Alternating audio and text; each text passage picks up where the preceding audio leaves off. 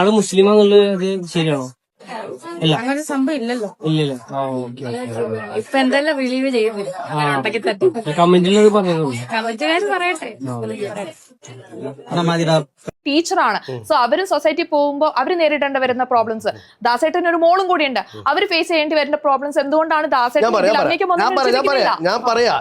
ഞാൻ ആൽബത്തിൽ അഭിനയിച്ചു കൃത്യം. ഞാൻ കുറച്ച് മുന്നേ നമ്മുടെ ദാസേട്ടൻ കോഴിക്കോടിൻ്റെ ഒരു ഇൻ്റർവ്യൂ കണ്ടിട്ടുണ്ടായിരുന്നു. ഇയാളെ ശരിക്കും പറഞ്ഞാൽ ദാസേട്ടൻ എന്ന് എന്തിനാണ് വിളിക്കുന്നതെന്ന് എനിക്കറിയത്തില്ല.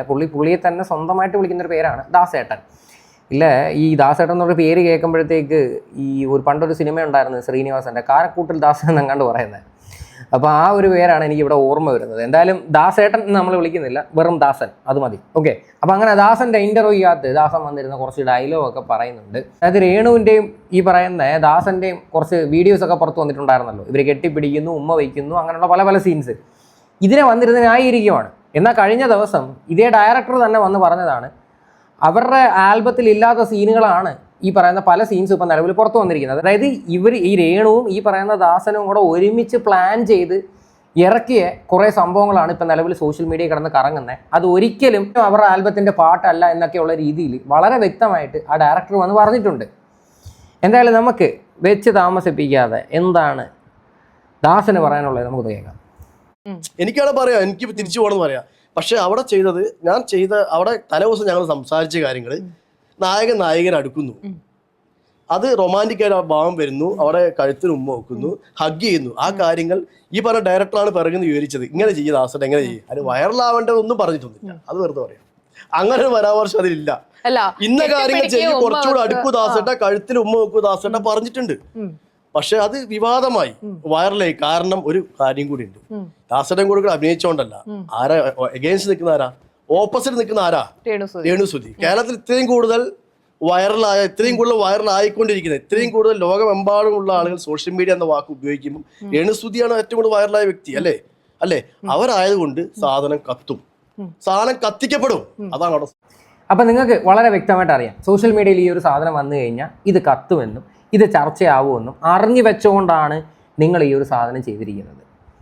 ഇതാണ് ഞാൻ പറയുന്നത് നെഗറ്റീവ് പബ്ലിസിറ്റി എന്ന് പലതവണ എൻ്റെ വീഡിയോയിൽ പറയുന്നത്. രേണുവിൻ്റെ അന്ധമായിട്ടുള്ള ആരാധകർക്ക് അത് മനസ്സിലാവത്തില്ല. അവർ പറയുന്നത് പാവപ്പെട്ട സ്ത്രീ എങ്ങനെങ്കിലും ജീവിച്ചോട്ടെ, 2 പിള്ളേരെ നോക്കാൻ വേണ്ടി കിടന്ന് കഷ്ടപ്പെടുക എന്നാണ് കുറേ വിവരം കെട്ട ആൾക്കാർ വന്നിരുന്ന് പറയുന്നത്. ഈ ഒരു കാര്യം കേൾക്കുമ്പോൾ പല ആൾക്കാർക്കും ഇത് മനസ്സിലാക്കാന്നേ ഉള്ളൂ.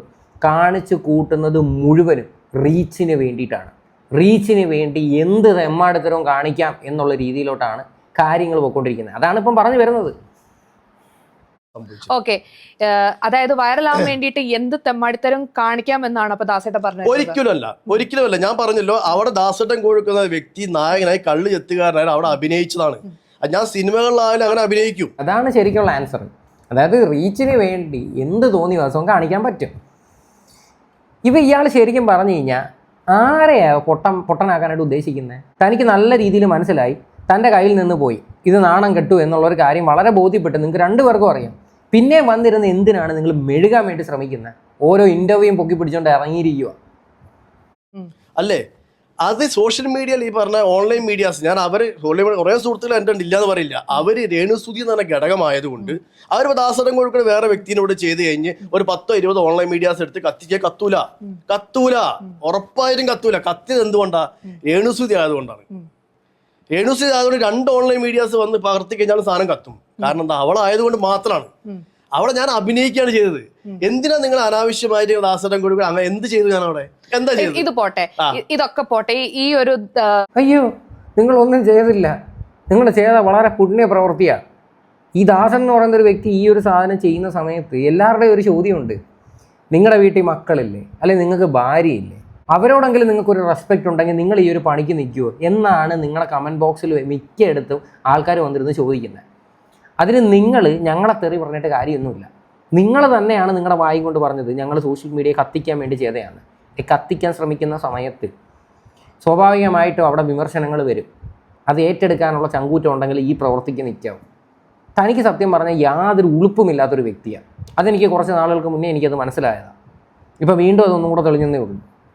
എന്താ പറയാ നമ്മുടെ ഈ ഒരു ഷൂട്ട് ഷാപ്പിന്റെ ഷൂട്ട് കാര്യങ്ങൾ മാറ്റി വെച്ചോ. വേറൊരു വീഡിയോ ഞാൻ കാണാനിടയായത് ദാസേട്ടൻ ഏതൊരു പെണ്ണിനെ ഭയങ്കര ഇന്റിമേറ്റ് ആയിട്ട് ഒരു സംഭവം ചെയ്യുന്നു. അപ്പൊ രേണുസുതി കയറി വരുന്ന ഒരു സംഭവം ഒക്കെ ഞാനല്ല, ഈ ആൽബത്തിലാണ് ഞാനല്ലത്. അത് ഓക്കെ. അപ്പൊ അങ്ങനെയൊക്കെ സീനും കാര്യങ്ങളൊക്കെ കാണുന്നു. അതിൽ ദാസേട്ടൻ അഭിനയിക്കുന്നുണ്ട്. ഒന്നുമില്ലെങ്കിൽ ദാസേട്ടൻ ചിന്തിക്കേണ്ട ഒരു കാര്യം എന്താന്ന് വെച്ച് കഴിഞ്ഞാല് ഇത്രയും വലിയൊരു പൊസിഷനിൽ ഇത്രയും സൊസൈറ്റിയിൽ നല്ലപോലെ ജീവിക്കുന്ന ഒരു വ്യക്തിയാണ്. ഒന്നും വേണ്ട, ദാസേട്ടന്റെ വൈഫ് എന്ന് പറയുന്ന വ്യക്തി ടീച്ചറാണ്. സോ അവരും സൊസൈറ്റി പോകുമ്പോൾ അവർ നേരിടേണ്ടി വരുന്ന പ്രോബ്ലംസ്, ദാസേട്ടൻ ഒരു മോളും കൂടിയുണ്ട്, അവർ ഫേസ് ചെയ്യേണ്ടി വരുന്ന പ്രോബ്ലംസ് എന്തുകൊണ്ടാണ് ദാസേട്ടൻ ഞാൻ പറയാ, ഞാൻ ആൽബത്തിൽ അഭിനയിച്ചു, കൃത്യമായിട്ട് അവിടെ അഭിനയിച്ചതാണത്. പക്ഷേ നിങ്ങൾ ഈ പറഞ്ഞ പോയിന്റ് ഞാൻ അംഗീകരിക്കുന്നു. ഒരു ആക്ടറിനെ സംബന്ധിച്ച് എല്ലാ വശങ്ങളും നോക്കാൻ കഴിയില്ല.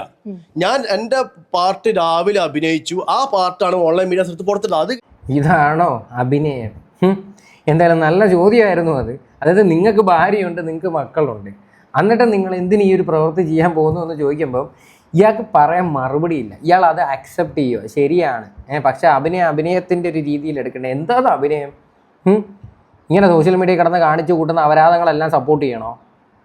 ഇതൊക്കെയാണോ ഒരു അഭിനയം എന്ന് പറയുന്നത്? അപ്പോൾ അഭിനയമൊക്കെ താൻ കണ്ടു കഴിഞ്ഞാൽ എന്ത് പറയും? കഴിഞ്ഞ് ഞാൻ എൻ്റെ പാട് നോക്കി എൻ്റെ റൂമിലേക്ക് പോയി റെസ്റ്റ് ചെയ്യാൻ വേണ്ടിയിട്ട്. പിന്നെ ആൽബത്തിന്റെ ക്ലൈമാക്സ് രംഗത്താണ് അവിടെ നടന്നത്. ആ നടന്ന ക്ലൈമാക്സ് രംഗത്തിൽ ഓൺലൈൻ മീഡിയാസ് വന്നിട്ട് എടുത്ത് പുറത്തു വിട്ട സാധനങ്ങളാണ് നിങ്ങളിപ്പോൾ കണ്ടത്. എന്ന് വെച്ച് നാളെ മറ്റന്നാള് ഞാൻ അഭിനയിക്കാൻ പോകുമ്പം 100% നോക്കിയിട്ടേ പോകും. അതൊരു പാഠമാണ് എനിക്കത് പാഠമാണ്. ദാസേട്ടൻ പറഞ്ഞു വരുന്നത് ഈ ചെയ്തതെല്ലാം തെറ്റാണ്, ഇനിയിപ്പോ എന്ത് തന്നെയാണെങ്കിലും ഇത് ഞാൻ ആവർത്തിക്കില്ല. തെറ്റല്ല, ഈ ചെയ്ത ഒരിക്കലും തെറ്റല്ല. പക്ഷെ ഇത്രയും സംഗതികൾ ഓൺലൈൻ മീഡിയാസ് പുറത്തിടുമ്പോൾ ഒരു ഈ ചെയ്ത തെറ്റല്ല എന്ന് പറയുന്നുണ്ട്, അതേ വായും കൊണ്ട് പറയുന്നുണ്ട്. ഇനി ഞാൻ എന്തെങ്കിലും ചെയ്യുവാണെങ്കിൽ ഞാൻ വളരെ ശ്രദ്ധിക്കുമെന്ന് പറയുന്നുണ്ട്. ഇതിനകത്തുനിന്നുണ്ട് ഇയാളുടെ നിലപാടെന്ന് പറയുന്നത് എന്തുമാത്രം ഉണ്ട് എന്ന്. എൻ്റെ പൊന്ന് ദാസ, എനിക്കൊന്നും പറയാനില്ല. ദാസൻ ഇപ്പം നൈസായിട്ട് രേണുസുതി പിടിച്ചു കഴിഞ്ഞാൽ റീച്ച് ആകാൻ പറ്റും. അത് നിങ്ങൾക്ക് വളരെ വ്യക്തമായിട്ട് അറിയാം. അതുകൊണ്ടാണ് നിങ്ങൾ ഈ തെമ്മാടത്തരത്തിന് പോയി കൂട്ടിയിരിക്കുന്നത്, അല്ല വേറെ ഒന്നും അല്ല. എന്നിട്ട് ബാക്കിയുള്ള യൂട്യൂബേഴ്സിനെ വന്ന് തെറി പറഞ്ഞിരിക്കും, മലരൻ യൂട്യൂബർ എന്നൊക്കെയുള്ള രീതിയിൽ. അതിനെന്തായാലും അതുലിൻ്റെ വായിൽ നിന്ന് നല്ല വൃത്തിയായിട്ട് അങ്ങ് കിട്ടി. പിന്നെ അനക്കൊന്നും ഞാൻ കണ്ടിട്ടില്ല. ബന്ധപ്പെട്ട ആൾക്കാർ, ഡയറക്ടർ ഉൾപ്പെടെ ആൾക്കാർ ശ്രദ്ധിക്കണമായിരുന്നു. ഇപ്പൊ ഒരു താങ്കൾ ഒരു ഡയറക്ടർ ആണെങ്കിൽ താങ്കൾ അവരെ അടുപ്പിക്കും. ഒരു സിനിമ നടക്കുമ്പോൾ ഏതെങ്കിലും ആള് മൊബൈൽ വന്ന് ഷൂട്ട് ചെയ്യാൻ വന്നാൽ അവരെ ഡയറക്ടർ ഒരിക്കലും വിടില്ല. അതേ പോളിസി പിന്തുടരണം, അങ്ങനെ ചെയ്യണം ആഗ്രഹിക്കുന്ന ആളാണ് ഞാൻ. പക്ഷെ നിർഭാഗ്യവശാൽ അവിടെ ഓൺലൈൻ മീഡിയാസ് വന്നിരുന്നു. ആൽബത്തിന്റെ പ്രൊമോഷന് വേണ്ടി ബന്ധപ്പെട്ട ആൾക്കാർ അവരെ വിളിച്ചു വരുത്തിയതാണ്. അഗേൻസ്റ്റ് നിൽക്കുന്ന രേണുസുതിയാണ്. രേണുസുതി എവിടെ പോയി കഴിഞ്ഞാലും വിളിക്കാതെ തന്നെ ഓൺലൈൻ മീഡിയാസ് അവിടെ എത്തും. സ്വാഭാവികമാണത്. അപ്പം ഇവിടെ ഞാൻ നിൽക്കുന്നു, അപ്പുറം രേണുസുതി നിൽക്കുന്നു. അത് വൈറലാക്കാൻ ഓൺലൈൻ മീഡിയാസ് ആണ് വരുന്നു. ഇതവിടെ സംഭവിച്ചു പോയി എന്ന് വെച്ച് ദാസേട്ടൻ കോഴിക്കോട് എന്ന വ്യക്തി ഒരിക്കലും ഇങ്ങനെ നമ്മൾ എടുക്കുന്ന സംഗതികൾ, ആൽബത്തിനോ ഷോർട്ട് ഫിലിമോ സിനിമ എടുക്കുന്ന സംഗതി ഒന്നും അതാത് ബന്ധപ്പെട്ട മേഖലയിൽ കാണുന്ന ആഗ്രഹിക്കുന്ന ആളാണ്. തിയേറ്ററിലാണെങ്കിൽ ബിഗ് സ്ക്രീനിൽ കാണുക. ഞാൻ ഒരു കാര്യം പറയട്ടെ, ഈ ഓൺലൈൻ മീഡിയാസിനെ ഈ രേണുസുതിയാണ് വിളിച്ചു വരുത്തുന്നത്. രേണു എവിടെ പോയി കഴിഞ്ഞാൽ ഇവരുണ്ട്. രേണു പാതിരാത്രിക്ക് 2 മണിക്കോ 3 മണിക്കോ എറണാകുളത്തങ്ങാണ്ട് ചായ കുടിക്കാൻ വന്നത് വരെ ഷൂട്ട് ചെയ്ത് പല ആൾക്കാരും ഇട്ടിട്ടുണ്ട്. ഇതൊക്കെ രേണു വിളിക്കാതെ പോകുന്നതാണെന്ന് പറഞ്ഞു കഴിഞ്ഞാൽ എനിക്ക് വിശ്വസിക്കാൻ നല്ല ബുദ്ധിമുട്ടുണ്ട്. രേണുവിൻ്റെ അറിവോടെ കൂടിയിട്ട് തന്നെയാണ് എല്ലാ മീഡിയക്കാരും ക്യാമറയും തൂക്കിക്കൊണ്ട് അങ്ങോട്ട് പോകുന്നത്. ഇപ്പോൾ പറയുന്ന ഡയലോഗ് കണ്ടില്ലേ, പ്രൊമോഷൻ്റെ ഭാഗമായിട്ട് വന്നതാ അതാണ്. കാര്യം അറിയാം എന്തോ ഇയാളൊക്കെ പറയേണ്ടത് എനിക്കറിയത്തില്ല. എന്തായാലും രേണുവിൻ്റെ പുതിയ കുറച്ച് സാധനങ്ങൾ വന്നിട്ടുണ്ട്, വീഡിയോ ഒന്ന് കാണാം. അതുപോലെ തന്നെ ഇപ്പം ഇതിനു മുമ്പ് വരെ പറഞ്ഞുകൊണ്ടിരുന്നത് UK-ലാണ് കാമു ഉണ്ടായിരുന്നത്. അത് ഞാനല്ലല്ലോ പറഞ്ഞത്. UK എന്നൊരു സംസ്ഥാനം സംസ്ഥാനം എന്തുകൊണ്ട് രാജ്യം ഞാൻ പറഞ്ഞിട്ടില്ല. അത് പറഞ്ഞതിന് ശേഷം UK എന്നൊരു സംസ്ഥാനം, ഭയങ്കര വിദ്യാഭ്യാസമുള്ള ഭയങ്കര ക്വാളിറ്റി ഉള്ളൊരു ലേഡിയാണ് വന്ന് സംസാരിക്കുന്നത്. ഇടയ്ക്ക് വെച്ചിട്ട് പറയുന്നുണ്ടായിരുന്നു എനിക്ക് വിദ്യാഭ്യാസമുണ്ട്, ഞാൻ വലിയ സംഭവമാണ്, ഞാൻ എയർ ഇന്ത്യയിൽ വർക്ക് ചെയ്തിട്ടുണ്ട് എന്നൊക്കെയുള്ള രീതിയിൽ. എന്നാൽ ഈ പുള്ളിക്കാരത്തേക്ക് എഗെയിൻസ്റ്റ് വീഡിയോ ചെയ്യുന്ന ആൾക്കാർക്ക് വിദ്യാഭ്യാസം ഇല്ല, അവർ എയർപോർട്ട് കണ്ടിട്ടില്ല എന്നൊക്കെയുള്ള രീതി വന്നിരുന്നെങ്കിൽ പുച്ഛമായിരുന്നു. കേട്ടല്ല, UK എന്നൊരു സംസ്ഥാനം. എന്തായാലും UK എന്ന് പറയുന്ന സംസ്ഥാനത്തെ പറ്റിയിട്ട് ഞങ്ങളാരും അല്ല പറഞ്ഞത്, നിങ്ങൾ തന്നെയാണ് UK-യുടെ കാര്യങ്ങൾ അനാവശ്യമായിട്ട് ഇട്ടത്. ഇനി നിങ്ങൾ ഉദ്ദേശിച്ചത് യുണൈറ്റഡ് കൊല്ലമാണോ എന്ന് എനിക്കറിയത്തില്ല. എന്തായാലും ബാക്കിയുടെ കാണാം. ബിഗ് ബോസിന് ശേഷം ഇപ്പം ഇത്രയും നാളായി എന്നിട്ട് പോലും ഇപ്പം വരുന്നൊരു സംഭവം, ഒരു ന്യൂസ് എന്ന് വെച്ച് കഴിഞ്ഞാൽ രേണുവും അനുമോളും തമ്മിൽ പിണക്കമാണ്, അവർ തമ്മിൽ മിണ്ടാറില്ല. അനുവാണെ പോലും പറയുന്നുണ്ട് അവർക്ക് നേരിട്ടുള്ള കാര്യം പറഞ്ഞാൽ പോരെ എന്നുള്ള രീതിയിൽ അവരവരുടെ പാട്ടിന് വിട്ടേക്ക്. അതിലെന്തെങ്കിലും യാഥാർത്ഥ്യമുണ്ടോ? ഞാനും അനുമോളും തമ്മിൽ യാതൊരു പ്രശ്നമില്ല. ആകെയുള്ള ഒരു പ്രശ്നം എന്ന് പറഞ്ഞാൽ ബിഗ് ബോസിൽ വെച്ചിട്ട് എൻ്റെ ഹെയറിനെ പറ്റി കുറച്ച് കാര്യങ്ങൾ പറഞ്ഞു. അതല്ലാതെ അവരുമായിട്ടോ ആരുമായിട്ടോ എനിക്ക് യാതൊരുവിധ പ്രശ്നവുമില്ല. അനുമോളുമായിട്ട്, പ്രത്യേകിച്ച് അനുമോളുമായിട്ട് ഒരു പ്രശ്നമില്ല. കാരണം സുധിച്ചേട്ടൻ്റെ സഹപ്രവർത്തകയാണ്. സോ എനിക്ക് അനുമോളുമായിട്ട് യാതൊരു പ്രശ്നം, ഞാൻ ആരുമായിട്ടും കൂടുതൽ കോണ്ടാക്ട് വെക്കാത്ത ഒരാളാണ് ഫോണിൽ കൂടെ. ഇപ്പൊ ഈ വഴി ഇപ്പൊ അനുമോളെ ഞങ്ങളുടെ ഓടിച്ചെന്ന് കെട്ടിപ്പിടിക്കും. അതാണ് ഞാൻ. അയ്യോ, പറയുന്നത് കേട്ടല്ലേ, അനുമോളെ ഇപ്പം എവിടെ കണ്ടു കഴിഞ്ഞാലും ഞാൻ ഓടിപ്പോയാൽ കെട്ടിപ്പിടിക്കുമെന്ന്. കുറേ ദിവസങ്ങൾക്ക് മുന്നേ അനുമോളെ പറ്റിയിട്ട് ചോദിക്കുമ്പം ഈ പുള്ളിക്കാരത്തിയുടെ ഒരു ഫേസ് എക്സ്പ്രഷനൊക്കെ ഉണ്ട്. അതായത് താല്പര്യമില്ലാത്ത രീതിയിൽ, അനുവിനെ അങ്ങ് പുച്ഛിക്കുന്ന രീതിയിൽ. എന്തായാലും അനുമോൾ ഈ ഒരു വിഷയത്തിൽ പ്രതികരിച്ചിട്ടുണ്ടായിരുന്നു അന്ന്. അതായത് എനിക്ക് അവരോട് യാതൊരുവിധ പ്രശ്നവുമില്ല, പിന്നെ എന്തിനാണ് അവരിങ്ങനെയൊക്കെ സംസാരിക്കുന്നതെന്ന് അറിയത്തില്ല എന്ന് വളരെ വ്യക്തമായിട്ട് ഇതിനൊരു മറുപടി അനുമോളുടെ ഭാഗത്തു നിന്ന് കൊടുത്തിട്ടുണ്ടായിരുന്നു. അന്നേരം രേണുവിൻ്റെ സ്വഭാവം മൊത്തത്തിൽ അങ്ങ് മാറിയത് കണ്ടില്ലേ. അതായത് കയ്യിൽ നിന്ന് പോയെന്ന് മനസ്സിലായി നൈസായിട്ട്. ഈ അനുമോൾ ഞാനും തമ്മിൽ ഒരു പ്രശ്നമല്ല, സുധിച്ചേട്ടൻ്റെ സഹപ്രവർത്തകയല്ലേ എന്നുള്ള രീതിയിൽ. നിങ്ങൾക്ക് ഉളുപ്പെന്ന് പറയുന്ന സാധനം ഉണ്ടോ?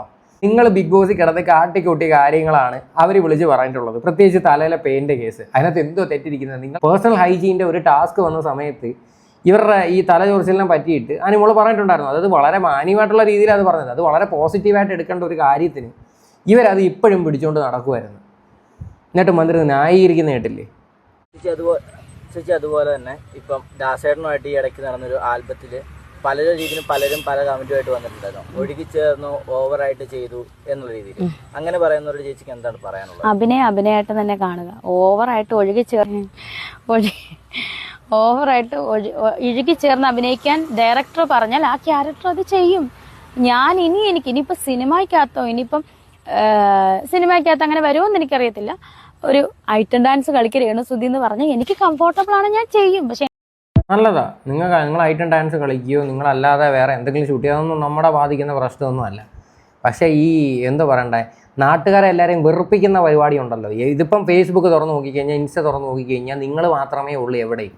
നിങ്ങൾ കാണിക്കുന്ന ഈ പോന്നിവാസങ്ങൾ സപ്പോർട്ട് ചെയ്യുന്ന കുറച്ച് വിവരം കെട്ട ആൾക്കാർ. ഇതൊക്കെ കാണുമ്പോഴാണ് നമ്മളെല്ലാവരും പ്രതികരിച്ച് പോകുന്നത്. ഇനി നിങ്ങളുടെ ഐറ്റം ഡാൻസ് കൂടെ നിങ്ങൾ പുറത്തിറക്കിയിട്ട് അടുത്ത വിവാദം കൂടെ ഉണ്ടാക്കും. അപ്പം നിങ്ങൾക്ക് സമാധാനമാവും. വേറൊരു കമന്റ് കൂടെ വന്നു, അങ്ങനെ ഒരാൾ വന്നാൽ ശരിക്കും ഇപ്പൊ കിട്ടുന്ന ഫ്രീഡം കിട്ടത്തില്ല. സത്യം പറഞ്ഞാൽ ഫ്രീഡം എന്ന് പറയുന്നത് എന്താണ് ഇവർ ഉദ്ദേശിക്കുന്നത് എനിക്കറിയില്ല. ഇങ്ങനെ സത്യം പറഞ്ഞാൽ ഇപ്പൊ സുധിച്ചേട്ടൻ ഉണ്ടായിരുന്ന സമയത്ത് എനിക്ക് വീട്ടിൽ ഇരുന്നാൽ മതി, സുധിച്ചേട്ടൻ ജോലി ചെയ്ത് കൊണ്ടുവരുമായിരുന്നു. മനസ്സിലായോ? അല്ലാതെ ഞാൻ ഈ സെലിബ്രിറ്റി ആകാൻ വേണ്ടിയിട്ട് വന്ന ഒരാളല്ല. ഒരു ഒഴുക്കിനനുസരിച്ച്, ഞാൻ എന്നും പറയുന്നത് അത് ഒഴുക്കിനനുസരിച്ച് വന്നതാണ്. എന്തായാലും സുധിച്ചേട്ടൻ്റെ അനുഗ്രഹം എൻ്റെ കൂടെ തന്നെ ഉണ്ട്. സുധിച്ചേട്ടൻ ഉണ്ടായിരുന്നെങ്കിൽ എനിക്ക് ജോലിക്ക് പോകേണ്ട കാര്യമില്ല, വീട്ടിൽ ഇരുന്നേനെ. അപ്പം ഏട്ടൻ്റെ അകാല വിയോഗത്തിൽ ഞാൻ എന്ത് ചെയ്യണമെന്നറിയാൻ നിന്നപ്പോഴാണ് ഒരു ഓപ്പർച്യൂണിറ്റി ആയിട്ട് വരുന്നത് ഈ ഒരു അവസരം. അപ്പോൾ കുഞ്ഞിലെ തൊട്ടേ ഞാൻ ഡാൻസും പാട്ടും ചെറിയ അഭിനയമൊക്കെ ആയിട്ട് നിൽക്കുന്ന ഒരു കുട്ടിയായിരുന്നു ഞാൻ. അതായിരുന്നു. അത് നിങ്ങൾക്കാർക്കും അല്ലെങ്കിൽ പുറമേ ഉള്ളവർക്ക് ആർക്കും അറിയത്തില്ല. എന്തായാലും പുള്ളിക്കാരന് ഇതൊന്നും കാണാനുള്ളൊരു ഭാഗ്യമില്ലാതായി പോയല്ലോ. ശരിക്കും പറഞ്ഞാൽ എന്ത് പറയണ്ട, മരണത്തെ നമ്മൾ കളിയാക്കി ഒടുക്കുകയൊന്നും ചെയ്യുന്നതൊന്നും അല്ല. പക്ഷേ ഈ സ്ത്രീ ഈ കാണിക്കുന്ന ഈ ഒരു പ്രവൃത്തികളുണ്ടല്ലോ ഇപ്പോൾ സോഷ്യൽ മീഡിയയിൽ കിടന്നിട്ട്, ആ ഒരു മനുഷ്യൻ ജീവനോടെ ഉണ്ടായിരുന്നെങ്കിൽ ഇവരിതൊന്നും കാണിക്കത്തില്ല. അത് വാസ്തവമാണ്. കാര്യം ഇവരെ പുറലോകം പോലും അയാൾ കാണിച്ചിട്ടില്ല. നമ്മൾ ആപ്പാടെ കണ്ടിട്ടുള്ള സ്റ്റാർ മാജിക്കിനകത്ത് കണ്ട, അല്ലാതെ ഇവരെ ഞാൻ എവിടെയും കണ്ടിട്ടില്ല. സുധി മരിച്ച സമയത്താണ് ഇവർ ഭയങ്കര രീതിയിൽ അതിൽ മുതലെടുത്തിട്ട് ഭയങ്കര രീതിയിൽ ഫേമസ് ആവാനായിട്ട് തുടങ്ങിയത്. എന്തായാലും ആ മരിച്ച മനുഷ്യനെ പറ്റിയിട്ട് ഇനി വീണ്ടും നമ്മൾ പറയുന്നില്ല. ആ ഒരു മനുഷ്യൻ ഇനിയെങ്കിലും ഒരു സ്വസ്ഥത കൊടുക്ക്, സമാധാനത്തോടെ ആ ഒരു മനുഷ്യൻ സ്വർഗത്തിലിരിക്കട്ടെ. കഴിഞ്ഞ തവണ നമ്മളൊരു ചാനൽ തന്നെ ഒരു പോസ്റ്റ് ഇട്ടിരുന്നു, ചേച്ചി ഒറ്റയ്ക്ക് ജീവിതം മടുത്തു, വരണ തേടുവാന്നൊന്നും ഞാൻ പറഞ്ഞിട്ടില്ല. ഞാൻ എൻ്റെ സ്റ്റോറി ഇട്ടത് സത്യം പറഞ്ഞാൽ നമ്മൾ എന്താ പറയുക, നമ്മുടെ മാനസികാവസ്ഥ ഒരു സ്ത്രീ എന്ന് പറഞ്ഞാൽ കൂടുതൽ തലച്ചോറ് പ്രവർത്തിക്കുന്നതാണ് പുരുഷന്മാരെക്കാളും. അപ്പം എന്നെ സംബന്ധിച്ച് ഞാൻ ഒറ്റയ്ക്ക് ജീവിക്കുവാണ്. അപ്പം നമുക്ക് ഒരുപാട് ചിന്തകളും എന്താ പറയുക, ഒരുപാട് ചിന്തകൾ കാണും. ആ ഒരു ചിന്തയിൽ ചിലപ്പോൾ ആ ടൈമിൽ എനിക്ക് തോന്നിക്കാണും ഒറ്റയ്ക്ക് ജീവിക്കാൻ പറ്റത്തില്ല. അപ്പം നമ്മൾ നമ്മുടെ ഇമോഷൻസ് എന്തായാലും സോഷ്യൽ മീഡിയ ആയിട്ട് പങ്കുവെക്കുന്ന ഒരു വ്യക്തിയാണ് ഞാൻ. നിങ്ങൾക്കറിയാമല്ലോ, എവിടെ പോയാലും ഞാൻ സോഷ്യൽ മീഡിയ ആയിട്ട് പങ്കുവെക്കുന്ന ആളാണ്. സോ അങ്ങനെ ഒരു സ്റ്റോറി ഇട്ടു. അത് എൻ്റെ ഇഷ്ടമല്ലേ, അന്നത്തെ ചിന്തയിൽ ഞാൻ ഇട്ട സ്റ്റോറിയാണ്. ആയി തോന്നുന്നത് എന്ത് സോഷ്യൽ മീഡിയയിൽ എഴുതി വെച്ചിട്ട് പിന്നെ വന്നിരുന്ന് മെഴുകുകയാണ്. അത് ആ രീതിയിൽ ഞാൻ കിട്ടുപോയതാണ്. ഇവർ തന്നെ ആ സ്റ്റോറിക്കകത്ത് പറഞ്ഞിട്ടുണ്ട്, എനിക്കൊരു തുണ വേണമെന്ന് എനിക്ക് തോന്നുന്നുണ്ട് എന്ന്. എന്നിട്ട് ഇപ്പം പറയുന്നുണ്ടല്ലേ, അത് അന്നത്തെ ഇമോഷൻ്റെ പുറത്ത് ഇട്ടുപോയതാണ്. പക്ഷേ എന്തൊരു കള്ളത്തരമായി ഇവർ വന്ന് പറയുന്നതേ. ഇതൊക്കെ വിശ്വസിക്കുന്ന ജനങ്ങളെ വേണം സമ്മതിക്കാൻ. ആള് മുസ്ലിമാന്നുള്ളത് അത് ശരിയാണോ? ഇല്ല അങ്ങനെ ഒരു സംഭവം ഇല്ലല്ലോ. ഇല്ലല്ലേ? ആ ഓക്കെ ഇപ്പൊ എന്തായാലും റിലീവ് ചെയ്യുന്നില്ല. കമന്റിലത് പറഞ്ഞോളൂ. കമന്റുകാർ പറയട്ടെ. രേണുസുതി പറഞ്ഞ നിങ്ങൾ കേട്ടല്ലോ. ഇപ്പൊ റിലീവ് ചെയ്യാൻ താല്പര്യമില്ലെന്ന്, റിവീൽ ചെയ്യാൻ താല്പര്യമില്ലെന്നാണ് ഉദ്ദേശിച്ചത്. പക്ഷെ അങ്ങ് റിലീവ് എന്നായി പോയെന്നേ ഉള്ളൂ. കാര്യം ഇത്തിരി വിദ്യാഭ്യാസം കൂടുതലുണ്ടായതുകൊണ്ട് പറ്റിപ്പോകുന്ന പ്രശ്നങ്ങൾ അതൊക്കെ നമ്മൾ അങ്ങ് ക്ഷമിച്ചു കൊടുത്തിരിക്കുന്നു. പോട്ടെ, അതൊക്കെ ആർക്കായാലും അബദ്ധങ്ങൾ പറ്റും, അതൊന്നും ഞാൻ കുറ്റപ്പെടുത്തുന്നതൊന്നുമില്ല. പക്ഷേ ഈ കുറച്ച് ദിവസങ്ങൾക്ക് മുന്നേ രേണുസുതി തട്ട വിട്ടുകൊണ്ട് കാണിച്ചു കൂട്ടി കുറച്ച് പ്രഹസനമുണ്ട് സോഷ്യൽ മീഡിയയിൽ. ഈ നിങ്ങൾ പല ആൾക്കാരും ഇവരുടെ ഇൻസ്റ്റാഗ്രാം നിങ്ങൾ ഓപ്പൺ ആക്കി നോക്കണം. നിങ്ങൾക്ക് കുറേ വീഡിയോസ് കാണാൻ പറ്റും തട്ട ഇട്ടുകൊണ്ട് ഈ സ്ത്രീ കിടന്ന് കാട്ടിക്കൂട്ടുന്ന കുറച്ച് തോന്നിവാസങ്ങൾ. എന്തിന് തട്ട ഇട്ടുകൊണ്ട് ഈ പറയുന്ന മരിച്ചുപോയ സുധിയുടെ ഫോട്ടോയുടെ മുന്നിൽ തന്നെ കിടന്നിട്ട് ഇവർ കുറേ അഭ്യാസ പ്രകടനങ്ങൾ കാണിച്ചിട്ടുണ്ടായിരുന്നു. ഇപ്പം പറയുന്നുണ്ടല്ലേ അങ്ങനെ ഒരു വ്യക്തിയേ ഇല്ലെന്ന്. ശരിക്കും ഇവരെന്താ ശ്രമിച്ചത്?